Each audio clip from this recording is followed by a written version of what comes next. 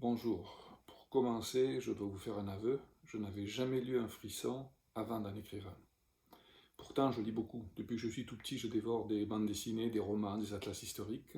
Et mes livres préférés, c'était ceux qui m'empêchaient de dormir. Non pas parce que l'histoire faisait peur, mais plutôt parce qu'elle était tellement captivante et intéressante que je ne pouvais pas m'arrêter.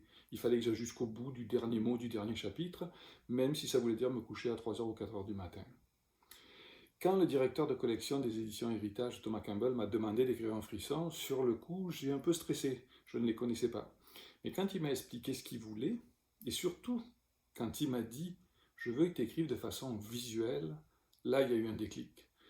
Parce que j'adore le cinéma, j'adore la BD, et lorsque je me suis mis à écrire le frisson, j'étais comme un directeur au cinéma qui est en train de diriger son équipe avec sa caméra et qui est en train de chercher comment montrer, raconter son histoire.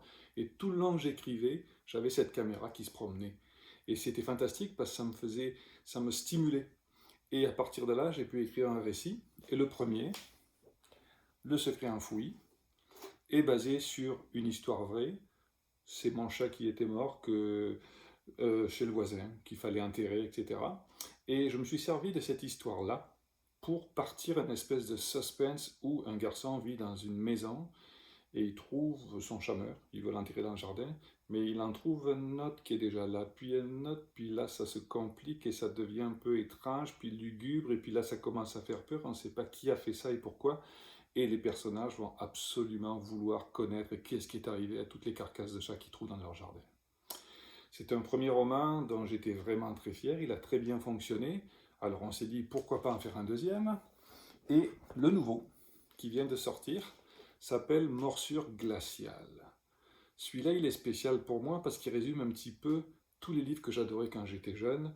Je dévorais les Jules Verne parce que le personnage se promenait partout dans des endroits incroyables. Je dévorais les Bob Moran avec Henri Verne parce que le personnage allait dans des endroits exotiques. C'était de l'aventure à l'état pur. Et ça me faisait tellement rêver tout ça que quand j'ai écrit celui-là, c'était un petit peu la même envie que j'avais de faire. Donc c'est deux personnages qui partent dans la montagne avec leur oncle pour faire une espèce de randonnée qui va durer quelques jours dans un endroit très éloigné et il va se passer un drame. Et à partir de là, plein de choses vont arriver, un peu peut-être surnaturelles ou pas, dangereuses ou pas.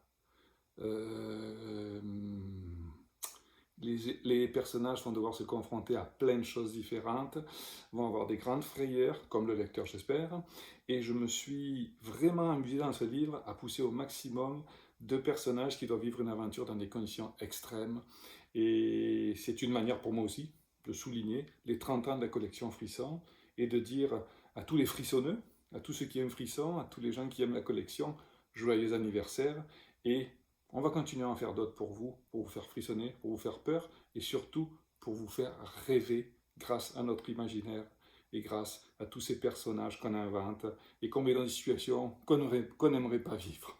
Donc, bonne lecture.